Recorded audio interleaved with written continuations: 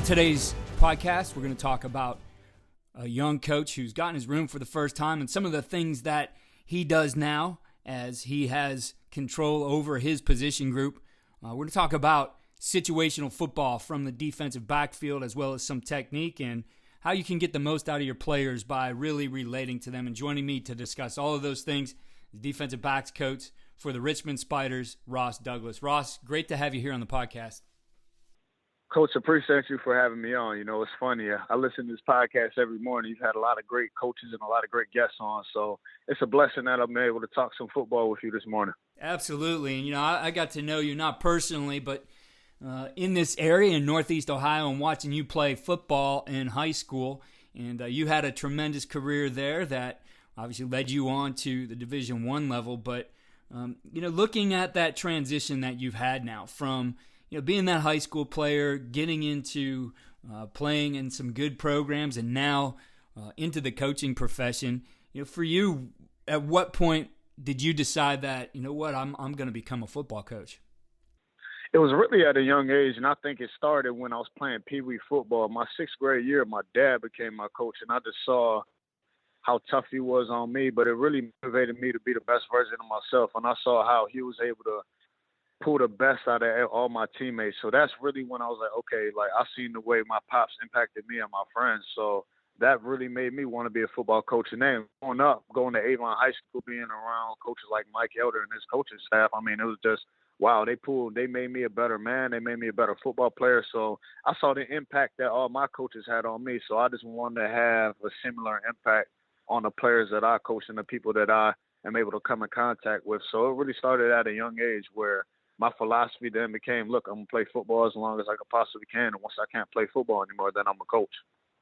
You know, a lot of coaches at your age really use their passion, their ability to relate to their players, not being too far removed. You're 26 years old now and have your own room at that age. But, you know, before we get into some of those things and how you create those relationships, what's been your methods, I guess, your strategy for learning the game and being able to, you know, get all the things you need to know to prepare you for this opportunity? One thing I think I've done a great job of early in my coaching career is just really just listening, because a lot of times people get in a profession and think they know it all or have all the answers. I've truly been blessed to be around some of the best secondaries coaches in the country, whether it's Corey Robinson, who's now the assistant DB coach for the Saints, whether it's Jay Valai, who's corners at Alabama, Henry Baker, Fran Brown, Chris Ash, Coach Shiano. I've been fortunate enough where I've been around a high pedigree of defensive back knowledge, and I've just had the opportunity to really just be quiet and listen and just soak everything up and be able to translate that and to be able to teach that to my players. So I've been blessed and fortunate to be around some good guys. As you think of all those coaches, you mentioned some tremendous guys there who have been your mentors. What's one or two of the lessons that really stick out to you that are so impactful and meaningful for you now as a young coach? I think the biggest thing that I could kind of take, I took something from every single one of them, but I'll say the overall message is be very, very demanding of your players, but never be demeaning. Because when you demand a lot from your players, it comes from a place of love and it comes from a place of respect. When you demean those guys, you're not going to be able to get what you want to get out of them, and you're not going to make them the best versions of myself. So I would say that's the biggest takeaway that I've took from every single one of them. I agree with you 100% on that. And I do see a lot of young coaches who have that passion and that fire, and sometimes that can get a little bit out of control, that it does become detrimental to that relationship with the players. So as you look at balancing that passion along with, man, I really got to relate to those guys, right? You want to be demanding. You don't want to be demeaning. How do you go about that? It really starts with relationships with kids, because the better relationship you have with a kid and the more that he trusts you, you really, really know how to coach that certain player, because you can't coach everybody the same, because some guys might be a little bit more sensitive than others. Some guys might be able to get cussed at. Some guys might not be able to. So the more that you learn your players and you learn your learner, then you'll be able to know how to coach them and be able to get the best out of them. So I just think it all just boils back to relationships, and that'll teach you how you'll be able to coach them. So you just went through that and coming into a new situation in February, having a season starting soon after that. You had to get to know guys quickly. You needed to get to know what things really work for them. How did you go about that in a very short period of time in order to be successful with what you guys were able to do on the field? It's very funny because I got hired February 19th. Then I got hired 10 practices before our first spring football game against William and Mary. So my very first meeting, I was dead honest with the guys. I'm like, look, fellas, y'all don't know me. I don't know y'all. So trust is not going to be built overnight. But I know one thing. I want to win. You want to win. So the faster we get pulling in the same direction, the quicker we're going to get to what we want, and that's winning. So I was very brutally honest with them. And, I spent my first couple weeks on the job. I talked to everyone at length and just got to know about them, their family, and kind of their hardships and just what they hope for in their football career and off the field. And I got to know their family. So that's been an ongoing process, and we became really, really close, really, really fast. And it's just I'm happy those guys trusted in me, and now we're just going to take this thing. We're going to keep building it. What were maybe some of the more challenging parts of that process early on as you did start to get to know those guys, and how did you work through those? I would just say the most challenging part was probably that me being a first-time position coach, then we're about to play a spring season. So now it's like I wasn't there for the fall camp that they had, the spring ball that they had before that. I was only there for 10 practices. So just there was some things that technique-wise that we changed a little bit. So everything was just kind of moving really, really, really fast. But I'm a guy who embraces a lot of challenges, so I didn't see things as much of a difficulty. It was just, okay, things were just kept on evolving. We just got to continue to build our relationship. We got to continue to build trust. But once they started seeing they were getting results and we were winning and things like that, that's when the buy-in really started to happen, because they're like, okay, like what coach is telling me is working. We're winning. We're playing good football. We're playing good defense. So those are just the things that kind of were a little challenging, but it was also rewarding at the same time. So moving that ahead a little bit and coming out of that season now, you were able to get these guys ready to play a season. You guys had success out on the field in this, even though it was a shortened season. We're ranked as high as 10th in the country in FCS. You come out of that now.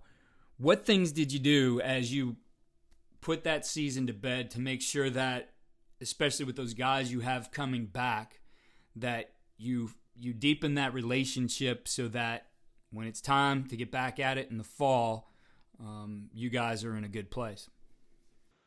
The biggest thing, we were just honest about the season. We played pretty good football, but there's a lot of room for improvement in myself and for our players, you know what I mean? Because our goal here at Richmond, we want to win a CAA championship and we want to compete for the national championship. So we got to see was our level, did we play with championship effort? Did we play with championship attention to detail? And in some instances we did, and in some instances we didn't. So now it's just being able to hone in on that and be more consistent and being able to play with great details and be able to play with great effort every single snap. So it was just a good analysis of where we are, and now we know where we want to get to, so we know the work that has to be done, and it started the day after we lost the conference championship to James Madison. So I'm excited for the process. I know those guys are too, so we're excited just to get back at it.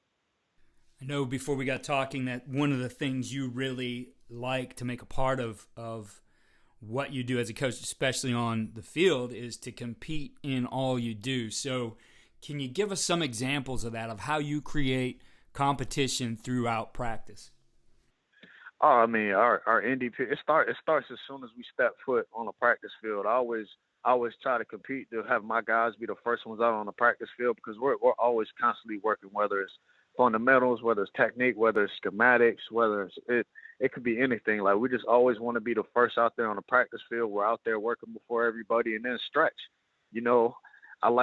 It's good. We have music playing during stretch. I go around.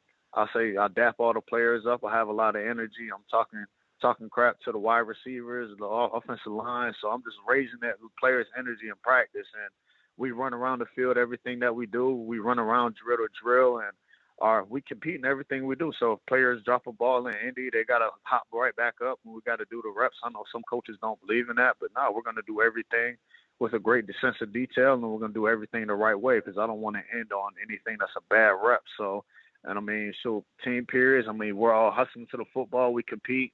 We have a takeaway quota every day. We want at least 2 or 3 takeaways every single practice. So we just literally everything we compete in, absolutely everything we do, the way that we meet, the way that we practice, the way anything that we do. Anytime we're around each other and we're doing football, it's like 100 miles an hour competition. When you don't meet those objectives, when you don't get that turnover quota per practice, what kind of things do you do as a coach to figure out how are we going to get that tomorrow? What didn't we do today that needs to be improved so that tomorrow we get that and hit that goal? So we sit down. So we after practice, I always meet with my guys before they leave the practice field. I kind of go around. I point to every guy. I'm like, how do you think practice went? And they'll give their 2 cents, and then I'll give my 2 cents. And then if we didn't meet our takeaway quota, we'll recap why we didn't meet it. And then the next day in film, I'll show examples of either missed opportunities or like, look, if we would just lined up here, if our eyes would have been right, we would have had a takeaway. So those guys are validating it on film, and those guys really start to see it like, damn, like I could have been more detailed. I could have been a little sharper in my technique. So now those guys are really going out there like, okay, coach, so we only had one takeaway. We only had one takeaway yesterday, but the takeaway quota is 2. So guess what? We're going to get 3 takeaways today. So now we're back on track. So like it's really funny to see those guys really just take it in their hands. Like, nah, coach, like we want to compete. Like we're going to meet that quota. We're going to get the ball out today in practice. So it's just funny to see kind of the guys really just take it over and take ownership of it. In this process of really pushing the competition, you can end up with those situations where you have that guy who's maybe in a slump. He's not competing the way he wants. He's not being successful. He's getting frustrated maybe that he's not able to meet some of those objectives that are expected of, not win in his situations, not win in those little competitions. How do you handle things with that guy so that that frustration doesn't become too overwhelming and that you get him back on track? You just gotta keep coaching them. You just gotta keep letting them know that me as a coach and us as a cornerback room, that we believe in them. You know, I mean, corner is one of those positions. I mean, it's the most fundamentally and technically demanding position probably outside of quarterback. So you're not going to win every single one-on-one matchup, but we just always stress continue to compete, continue to get better, and pretty soon you'll break out of that slump. But I'm here to encourage you. The room is here to encourage you. We're all behind you, and we want to see everybody win in our room. So we're going to keep on demanding that you continue to give us our best every single day. Pretty soon you get out of that slump. So looking at that corner position, and I agree, it's very technical in what you need to do. Certainly you have some very athletic guys. What are the keys for you to be able to get these guys performing at an optimal level? What things are you really looking at from that corner position?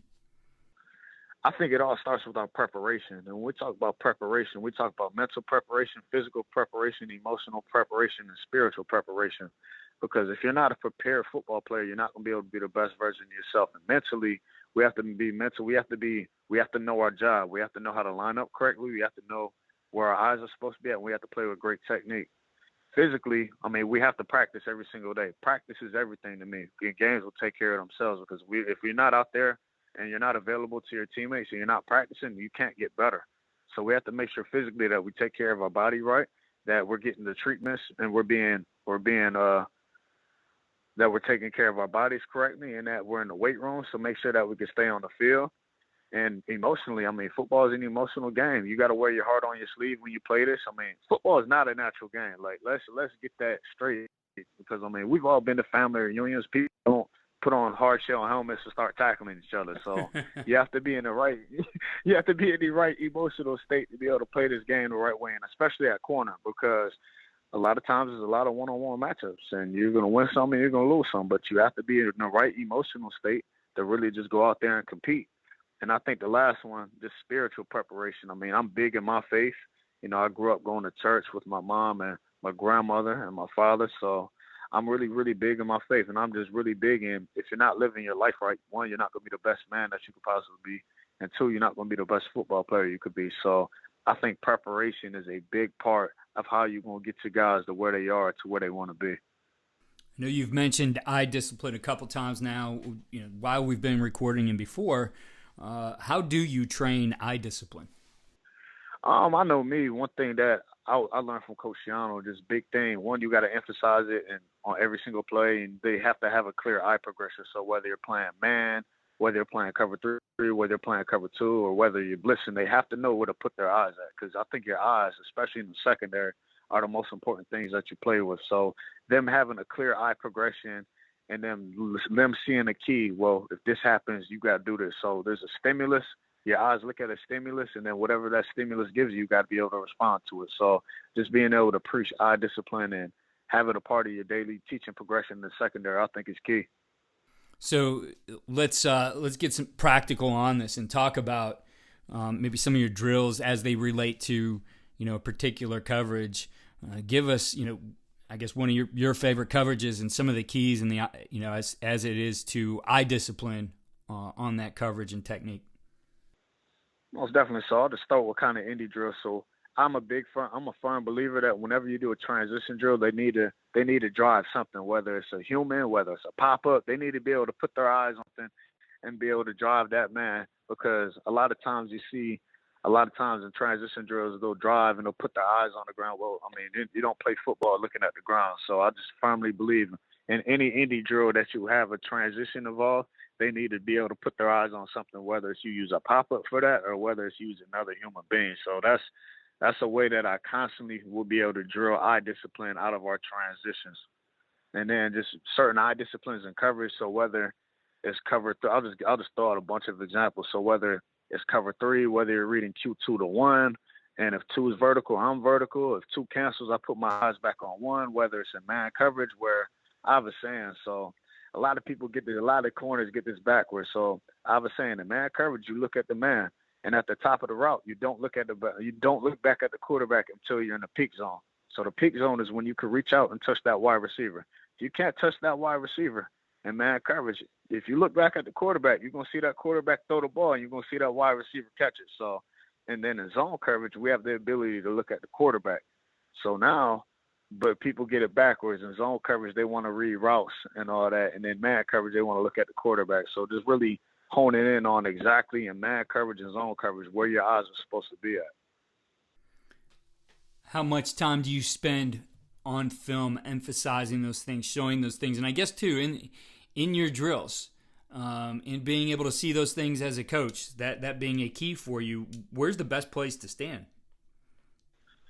As me as a coach? Yep. Stand at the finish.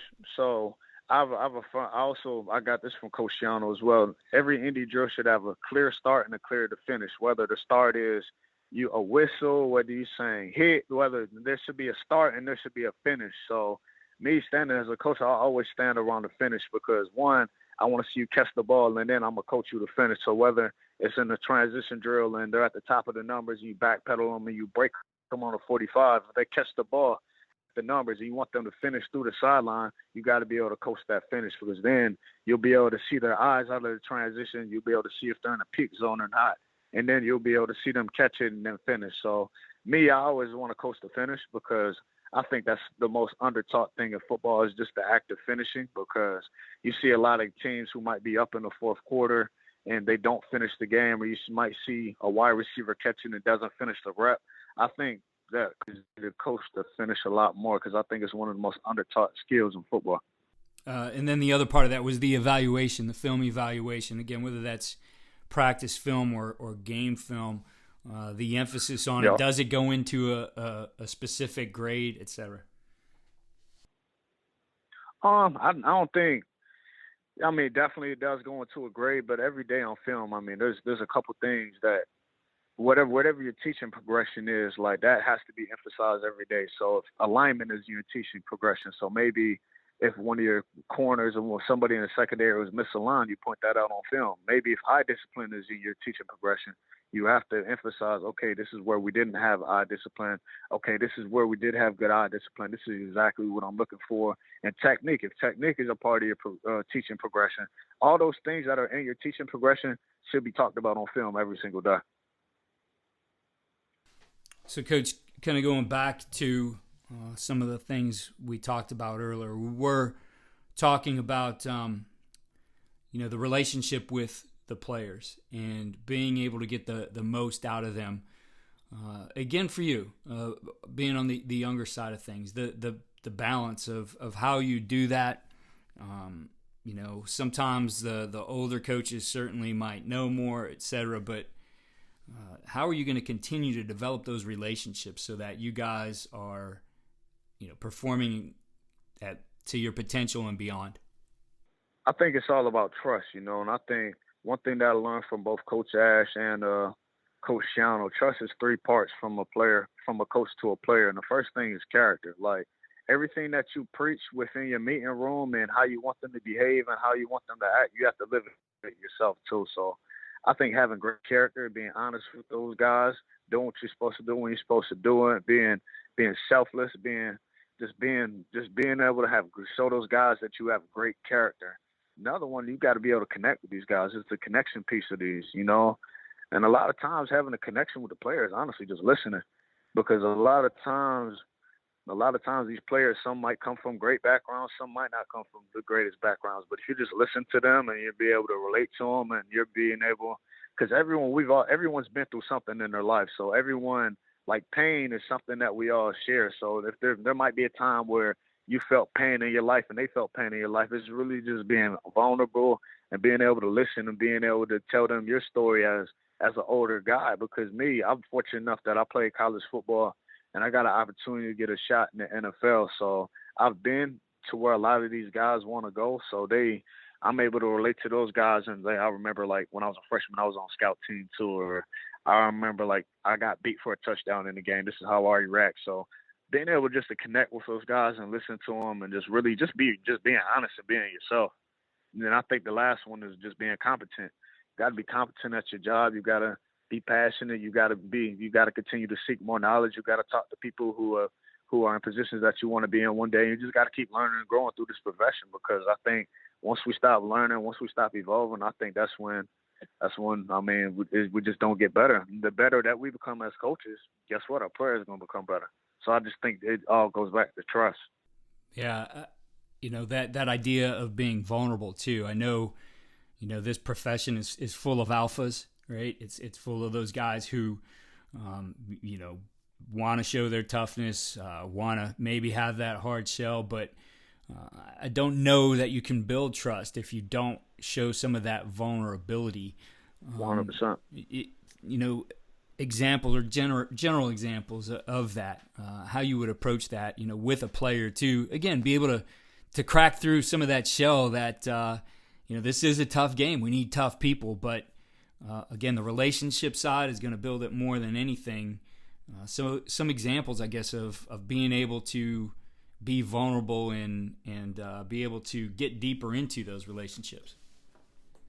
Yeah, so I mean, like, a lot of my players just look at me because I'm usually one of the first guys in the office. I'm usually one of the last ones to leave. So they just look at me like I'm just go all the time. So me to lighten up the mood, I'm like, fellas, do you think I said, fellas, do you think I'm tired right now? And they'll be like, nah, coach, you ain't tired. I'm like, fellas, I'm tired of shit right now. I'm be honest with you, but guess what?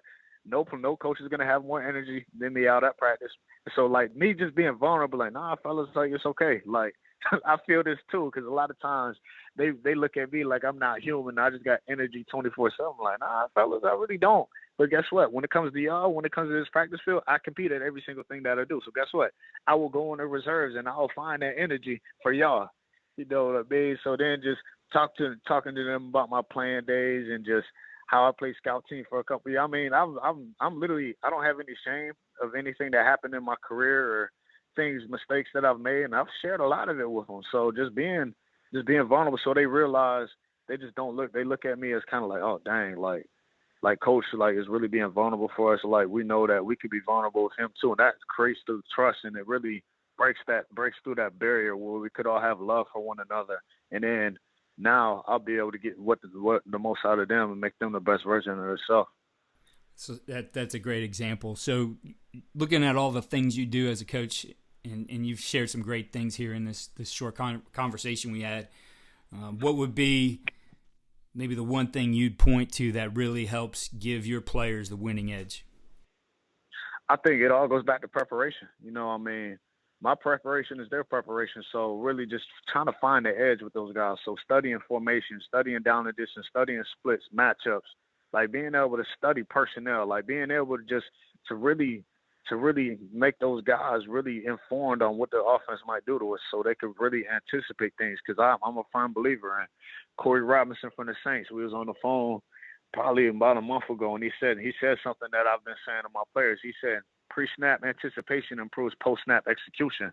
And it's just, I was like, wow, that makes so much sense to me. Because if you could anticipate what might happen to you pre-snap, then you'll be able to execute better post-snap. And there's a difference between anticipation and guessing. That's what I talked to my guys about. Anticipation might make you a half a click faster than you were if you were just reacting. Guessing, it's either you're all right or you're all wrong. And at the corner position, if you guess, if you're all wrong, it equals 6. So we don't guess at corner. We can anticipate what's about to happen to you, and you're allowed to anticipate through film study and through things of that nature. So I just really think the edge is in preparation, and we're always looking to find the edge.